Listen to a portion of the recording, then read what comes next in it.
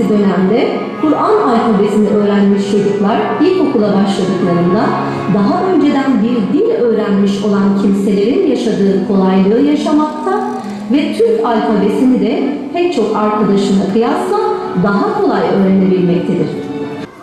Bu vatana, bu millete, bu devlete Rabbini bilen, Kur'an'ını bilen, ahlakı bilen, camiyi bilen, caminin yolunu bilen, namazını bilen hiçbir nesilden zarar gelmez. Hiçbir nesilden zarar gelmez. Yeter ki biz onları iyi yetiştirelim.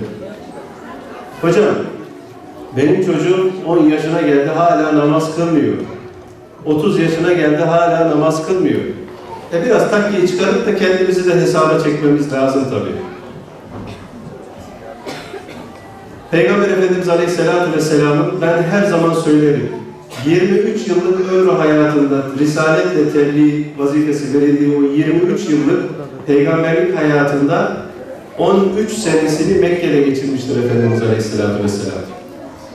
Son 10 senesini Medine'de geçirmiştir. 13 senesini Mekke'de geçirdiği zaman Kur'an'ın şöyle emir ve yasaklarına bir bakın.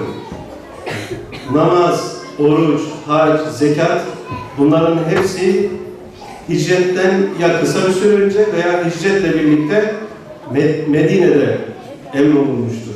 Peki Allah bilmiyor muydu? İkra bismi rabbikellezî halak emriyle birlikte hepimize namazı farz kılamaz mıydı? Kılabilirdi. Orucu farz kılamaz mıydı? Kılabilirdi. Niye kılmadı? Çünkü toplumun iki şeye ihtiyacı vardı. Birincisi itikat, ikincisi ahlak. İtikadı sağlam olanın ahlakı düzgün olur. Ahlakı düzgün olanın arkasından zaten ibadet getirir, ibadet gelir. Onun için tekrar çok uzatmadan lafı hatırlatmak istiyorum.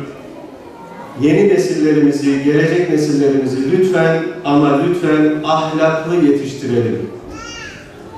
Allah hepimizi huzuruna çağırdığında bize niye doktor olmadın, niye mühendis olmadın, niye şunu olmadın, niye bunu olmadın diye hesaba çekmeyecek.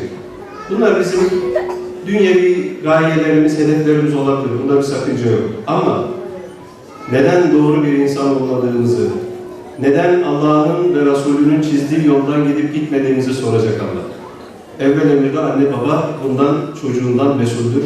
Bunu da bilmeniz hasebiyle bu tekrar bildiğiniz bir şey ama tekrar anlatmak, hatırlatmak istedim. Şu grileşen, maddileşen, dünyevileşen dünyada bizim en büyük ufkumuz, en büyük sevincimiz bu çocuklar. Biz bu çocukların bakın okuyuşlarıyla tebessüm ediyoruz. Şu kelamı bilen hiçbir çocuğun eline silah veremezsiniz, canlı bomba yapamazsınız, dinine, diyanetine, vatanına, milletine ihanet eden gençler yetiştiremezsiniz. Bunlar olduğu sürece. Sahip çıkalım, onlar uğruna fedakarlıktan hiçbir zaman geri durmayın. Bir çocuk demek, Allah'ın size en büyük varlığı demek. En büyük zenginliğiniz evlattır, bunu hiçbir zaman unutmayın. Paranız, pulunuz, şununuz, bununuz, bugün var, yarın yok. Bugün yok, yarın var, her şey mümkün. Ama o çocuğun geleceğini siz şekillendirmek zorundasınız, biz şekillendirmek zorundayız. Bismillahirrahmanirrahim. Kul huvallahu ehad. Allahu samed. Lam yelid ve lam yulad ve lam yekun lehu kufuven ehad.